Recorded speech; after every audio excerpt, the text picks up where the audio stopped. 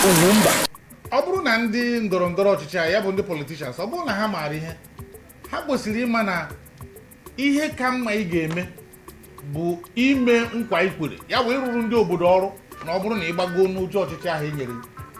Ọ bụrụ na ime ihe ndị obodo chọrọ, a ga na-ayọ gị ayọ. Ọ bụkwa ndị nke a na-aga agụta nke a na-eme 2 million match, eme 10 million match. A ga na-ayọ gị ayọ, biko gị rụkwuo ọnụ, maka na ihe a eji akwụ onye rụrụ ọrụ ụgwọ bụ inyekwu ọrụ ọzọ. Ama mgbe ji mmụọ obodo chịrị Anambra steeti, ọ chịchara Anambra steeti chịta ọfụma n'uche nke anyị mgbe ahụ, nke bụ na mgbe emechaziri eji na esiri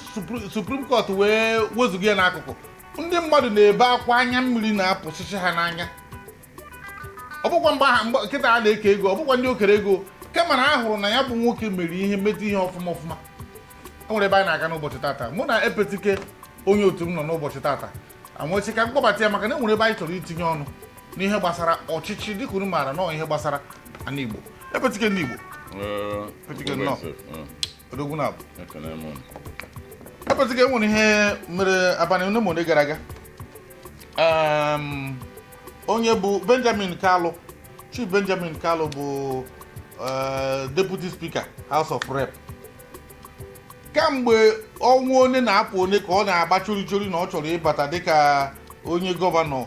Abia steeti, ọ nọkọta n'izu gara aga Osimba na ya arịtuo. Oru abalị na-abụọ gara aga, nwanne Kọbụnya, nwanne Ọji Ụzọ Kalụ, Chief Mascot Kalụ, bụkwa onye ọzọ na-azọ na ya ga-apụta zọọ gọvanọ. Ọ gbago ma fọm wee sị mba n'ike ịzọ gọvanọ ahụ agwụne. Ọ dị m ka gasị na onye ọbụla na-step down for Alex Otti ka ihe fụrụ na ya bụghị.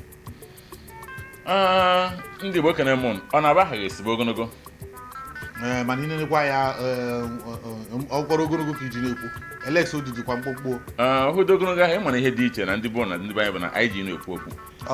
Unu atụnahụrụ ndị banyị niile. Amaziwo ha ihe chọrọ ikwu ọbụla. Na-ekwu okwu ogologo, na-ekwu okwu Alex Otti oke mkpụmkpụ. Ngwa kwuru gawa.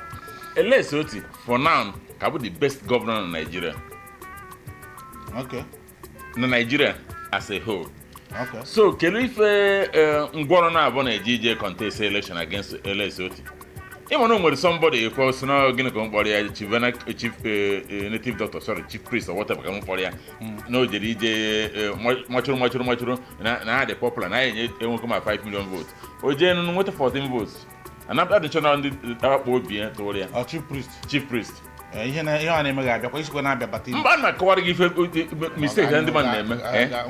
Kedu nke ọ na-eje ije zọse Alex Otti ọchịchị? Ị na-aṅụ mmemme? The man if not but an Abia, did have a picture say near Dubai, Taiwan, or how there also say with Anambra State.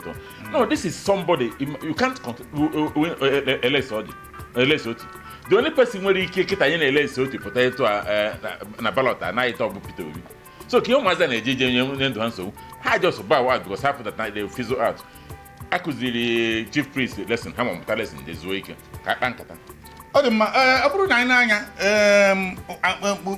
ihe gbasara Benjamin Kalu, Chief Benjamin Kalu, ihe o ji rituo ka nna ama.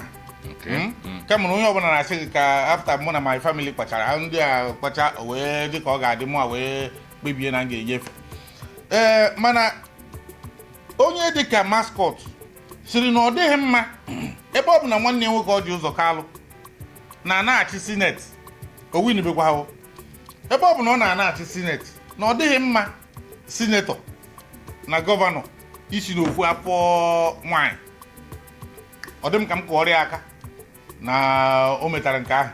maka na ịmago na ọ bụrụ na o kpebiri ịbịa zọ, ịma nche ya azọ na and o winie primaries pụtaba ịbịa zọ, ọ bụrụ na o felie enye ya federal appointment, na ihe ndị APC ji akwazi ihe na. Mana e nwere ofu ihe ebe m chọrọ ka mkpụrụ akụ na uche gaa. Ụfọdụ na-atụ egwu na ikekwe ewezuga egwu nke na-ama ntụnyere ha. Ụfọdụ na-atụ egwu na ikekwe ọ bụrụ na Alex Otti na-enwe n'etu esi si na federal kpaa ya akpa si ka e nyere ya ohere ka ịrụrụ gawa n'ụdị ka i wee kwado Jagaban. Ịma na enwere mgbe Jagaban sokwe tieri ya, mgbe enwere mgbe irota ị na-achị anya azụ mara na enwere mgbe ụmaghị gara ebe ahụ tikwa ori ya mkpu mgbe Benjamin Kalu ha n'ahịa ya ma datin meziri ndị mmadụ na-atụ egwu na o nwekwara ike ọ bụrụ na esi Abuja si ndị a mgbe onye na-efe ụnụ hapụgoro Alex Otti iche na nke ahụ nwere ike ịbụ eziokwu. O nwere ihe abụghị eziokwu na Naijiria bụ obodo mpụ aghụghọ yi uniform. So I won't surprise na ọ bụ na o mere maka o nwere ọ dị satin o nwere ike mee bụ nke a business fa mana ofe nchọ ka ị mara obodo atana nke onye isi na ọsara nwanne nwoke bụrụ sinetọ nye ma bụrụ gọvanọ ọka m gwara ndị bụ na m ha tiri maka nkọwa gị nke nwaanyị fụ nwaanyị ibe ya etiwu ya ọ sị na bikọs na nwaanyị akwa n'azụ na okwu nwaanyị akwa na emechaghị ifu mana ọfụ nke ọ ya etiwu ọ sị na nna m nwaanyị ka nwa nwaanyị agba egwu na-atụkwa ya ị na-ekwu ọkwụrụ nwa dobe na ji ọgụ mana ọfụ onye etiwu ya ọ sị na maka nwaanyị akwa n'azụ ọ bụrụ nke m bụ nwa ọ sị ewepụ na anụ na dị respekt na-enye di ya ya mechaa gị ife mana ọ bụrụ na ọfụ onye ọ ya etiwu di ebe kwere na-eji ọkwara ma dobe na ji enye bụ ọgụ ife onye gbara ụgbọ ọsọ ka ọ gbarụ o ji nka gbara efi ọsọ maka ọ ma na Alex Otti eme ife niile nke Alex Otti weda na ọsaịn pact with APC nke a gbasara ya ihe ma ọbụla na a na-akụrụ ya aka na anọ na anwa dido ọbụla ọ ya emepe ọnụ mgbe Alex Otti ihe na ọ na-eme wee sị setụere Tinubu kwefuru ndị Abia na-akụrụ ya aka ndị na-akụrụ ya aka bụ ha nwe ya ebido ebie ya aja because o mere one thing APC bụ anathema ọ bụ na onwe sense o nwere ka oji nwayọ ya setụrụ Peter ya setụrụ Tinubu ọ kọntinu na-arụ ọrụ na Abia steeti onye ọbụla dị comfortable with that mana ụbọchị ọ bụla ọ nwere ama ikezi egwu mekọtazie ya ọṅụṅụ gbanyị wee sisi tụ against Peter Obi nwanne nke ọ bịara gwụna ọ dị mma ọ bụrụ na anyị nezi anya ya bụ ihe mgbe Peter Obi si na Labour Party pụọ Alex ekwe hapụ ọ nọgidere ọ sị na ya gwara Peter na ya ga-anọ ha ka na-adịkwa na mma etu ha si na-adị na mma ọgụ niile na-ada na Labour Party nke bụ na Labour Party ama nwe presidential candidate kịta na Labour Party na onwe rukwe kịta ama ha nke bụ ndị isi Labour Party maka na ọ bụ eziokwu na Alex bụ sụsọ ya bụ gọvanọ Labour Party mana ọ bụrụ na ndị a gaa n'ihu n'ikpe Labour Party ịma na ala midia Apapa ka nọ ebe ahụ kedu nke ọzọ Abure ka nọ ebe ahụ before abazie ewepụta that committee ndị Peter Obi fọmụrụ before oche ebe ahụ pụọ ha niile ka nọ ebe ahụ kịta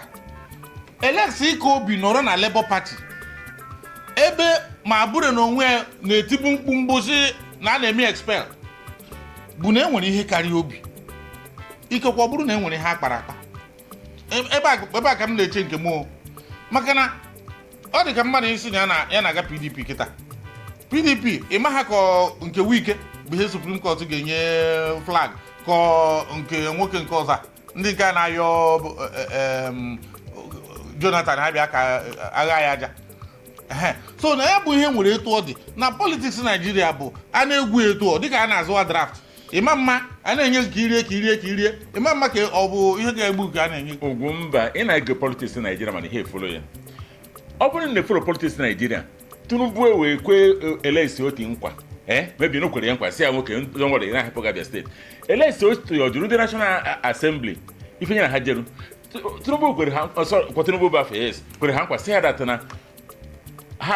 ihe ọbụla ọ chọsi nye na ha ya return fancha niile ndị ka return nke a bụ na ibunye enwe mmiri ịnatazie iko bụ nsogbu ọ ihe m chọrọ ịgwa nwoke ma na ọ bụrụ na promise onye ka ọ na-oburu obi ịmana politically ọ dị insane because this is a man who doesn't stand with promises so can you know obere nke sport onye ya madata na o nwere ike o chere gị 9 minute etu ọsọ gị na ihe mere na-echekwa ihe na sepụ ọjị ụzọ karịa ochi ya isi ọjị gịnị n'ọja ọsọ gị ebe gochi ya so the man I don't think no onye nwa ma ihe karịa obi mana ọ bụ na promises enyere ya ọ ya echeki ndị APC nyere promises before ha mere ka fulfill ọ dị mma unu mata na ihe anyị na-ekwu bụ na anyị na-ene anya ebuo mmiri buo mmanya amara nke ka arụ anyị abụghị ndị amụma maka na ọ bụrụ na Igbo na m na-ekele m onye mmakịta ihe m ga-emere abazim sherikanda agwa gị na Alex Otti ga-eme nke a ma ọ bụ na ọ ga-eme nke ọzọ epetiga abụghị onye mmụọ agakwu n'ezigbo chọọchị ya bụ na ihe anyị na-ekwu bụ na adị ama kedu ihe merụnụ o ji dị ka a ga-asị na ya bụ ihe rụziri a na-emezi things fall apart ka o rueziri na ọgwụgwụ maka anyị maara na ịbịa zọọ gọvanọ Abia steeti ọ bụ eziokwu na Alex rụrụ ọrụ na ndị mmadụ laikiri waga isi mana ndị federal might ada atụ egwu ha ada atụ egwu iyuzu ihe ọbụla ọ bụrụ na mmadụ onye na-agba fọt mechara gba first adịkwa ama everything dị possible na Nigeria adịkwa ama na adaghị anaghị ndị politics mana ha na-ekwu okwu bụ na na ọ bụrụ na ịrụ ọrụ lụta ihe anyị eji bido okwu a bụ na ọ bụrụ na ịrụ ọrụ meta ndị bụ unu mma na iwu ka ọ bụ na a ga-akwagidesie gị ike ifu ebe mmadụ na-asị onye a na iburu balọt a egbuo gị ebe a ihe a na-asị anyị bịa difendị votu bịa mee ihe na enwe ndị nke m fụrụ tata anwụ na ha apịa onye ọbụla ma m ga-enyerukwa ha 2000 si dife ifu onye ga-aka obi na ọ bụrụ na ị pụtara ya ga-egbu maka gịnị na ị na-abịa imebi ihe ọha kwadoro ya bụ na Alex Otti bụ ọha chiri eze na Abia steeti anyị na-akụrụ ya aka ma na-asị ya nwoke m etu anyị na-arịkwa enu aka akakwaghị aka adịkwa ama ọ bụrụ na ị kwegide n'ihe nwoke a kwuru dịka ị kwuru na nwoke adịghị tipụkwa promises na o kwere gị nkwa ekwuru nwaanyị n'elu agodo mana ị maara ọzọ ka m lụtara gị na 2023 Wike bụ na ọ maara ekwu okwu ọ na-ekwu ụmụ chọchọchọ na na-ekwu wee sị na Peter Obi bụ nke a na nka nwega nyegasị aka mee ihe na amaghị na ihe a bụ ogwumagana n'ọrụ onwe ya tutu ruo mbọsị elekshọn ọ pịawa Peter Obi azụ so n'ihe mere na Jagaban batara ọchịchị etu a Alex gbachiri nkịtị ọ bụrụ na o ruo na elekshọn o were etu o si 5% na Abia steeti maka na atụ ya ọfụma onweghị ka o weta 25% na Abia steeti ọ bụrụ na ọ si enwere etu osisi ka eme ihe na ka a hapụ ya ka o weta 25% ọ ga-agbagharị the blemish bụ n'isi eko ya dị onye ọbụla ị mara na anyị nọgo n'ụwa o nwere ife kwuru nchọ ka m tinye something ya ọkwa ifuru ọ bụrụ na Otti believe that na ya na ndị akpana ka o jee ọtọ Peter Obi ma ka o jee mee wọnten onye dara ibi ha masị akwụ n'aja maka na ọkwụ aja hụ ma ekpotere iyọrọ ya ihe ọ fụrụ owere ha memere ya ebere ana o mere ya n'anya mee na ntị kịta ihe ọ na-eme ndị National Assembly onye ọbụla na-ebe kpaa nyanwa nwa usoro data akọd ọfụdata ihe mere ndị a ya eme ya aha ya biko ana ụmụ wọnten na nke Abia steeti ahụ chọka ịmara m ịbụta na contest election against Alex Otti like ị na-ekwu ụmụ ikwu na ọbụna ndị achọ na ewe federal might bịa federal might elughoro onye na-alụ ọrụ ifreta Peter Obi nọ ha nwe federal might nwere everything Peter enweghị one governor nọ ya na bụ ọchị move the man movement Alex Otti bụ movement Abia steeti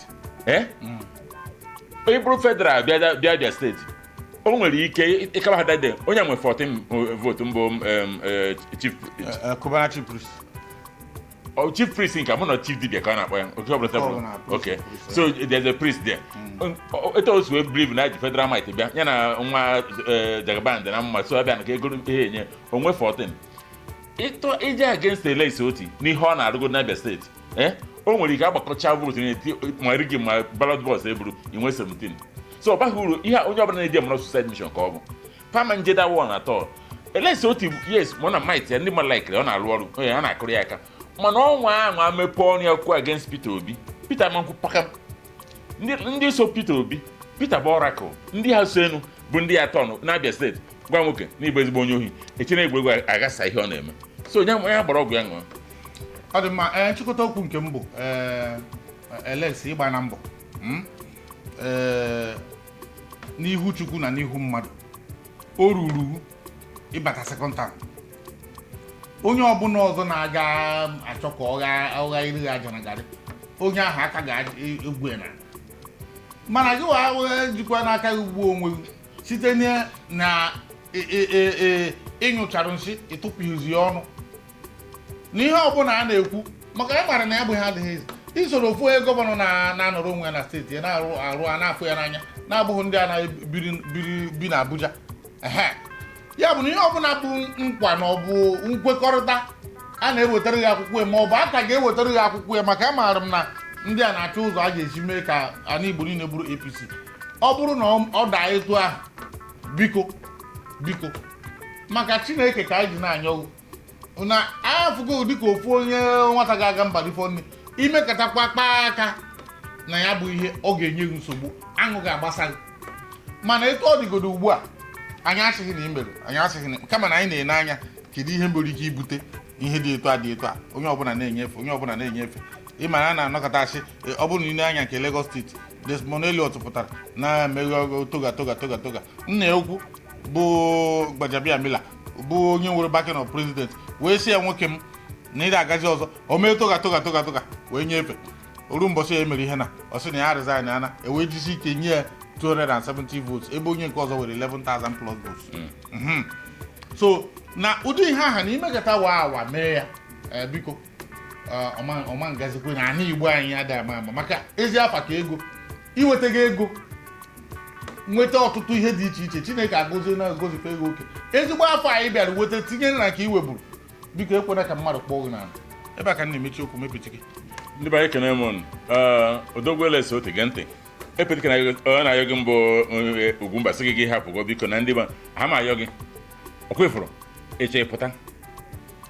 o nwere ihe aha gwa onye Igbo agba ibe ezigbo onye Igbo inwe ha na-ekwu o nwere mistake you can't make onye ji nwanne eghe ala ndị mba ha ekwenye nwe ọnụ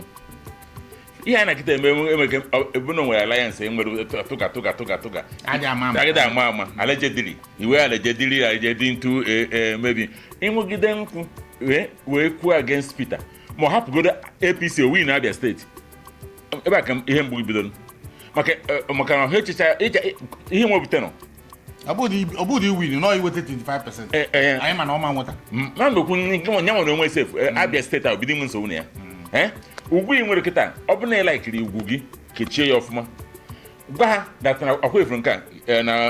n'oge eria na ịya gba nkịtị onye ọbụla zọrọ akara aka na ụmụnne ya ka ugwu mana website that one ihe tịgị mgbe ime maka ụnụ ha n'ife m dị gọvanọ ụnụ believe that na ụnụ need advice ndị ụnụ na-achọba advisers ụnụ bụ ndị ala ndị mmiri bara isi ya gbapụta ọkara attention sa ihe ọbụla gwara ekwete ndị na-agwụ na eziokwu ka ifuru Ugwumba ime obi ya bụ obi eziokwu anyị kwụsị ikwu eziokwu ịma na Igbo agwụna so ndị anyị kene m ụnụ ka Chineke bụ eziokwu Ugwumba odogwu